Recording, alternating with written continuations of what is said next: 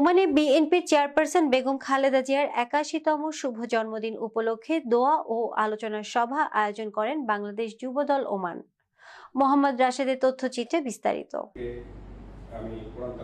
Muscat আল sieve নামের একটি রিসর্টে ওমান যুবদলের প্রধান সমন্বয়ক মনিরুল ইসলাম মাসুমের সভাপতিত্বে এবং সাবেক ছাত্রনেতা জাহিদুল রাজীবের সঞ্চালনায় প্রধান অতিথি ছিলেন ওমান বিএনপির কেন্দ্রীয় কমিটির সভাপতি নূর হোসাইন তালুকদার। বিশেষ অতিথি ছিলেন কেন্দ্রীয় কমিটির ভারপ্রাপ্ত সাধারণ সম্পাদক AK খান। শুরুতে কোরআন থেকে তেলাওয়াত করেন হাফেজ মোহাম্মদ ইয়াসিন। সভায় বক্তারা বেগম খালেদা জিয়ার ইতিহাস নিয়ে আলোচনা করেন। এ সময় আরো উপস্থিত ছিলেন যুবনেতা মোহাম্মদ ইদ্রিস, যুবনেতা M রাশেদুল ইসলাম মিয়াজি, ছাত্রনেতা আমানুল আলম আমান, আব্দুল মাবুদ লিটন, মাইনুদ্দিন শিবু সহ আরো অনেকে। সভায় বেগম খালেদা জিয়ার রোগ মুক্তি, শহীদ প্রেসিডেন্ট জিয়াউর রহমানের আত্মার মাগফিরাত কামনা, আগামী রাষ্ট্রনায়ক তারেক রহমান সহ বিশ্ব মুসলিম উম্মার শান্তি কামনায় বিশেষ দোয়া ও মোনাজাত করা হয়। পরে আগত অতিথিরা নৈশভোজে অংশ নেন।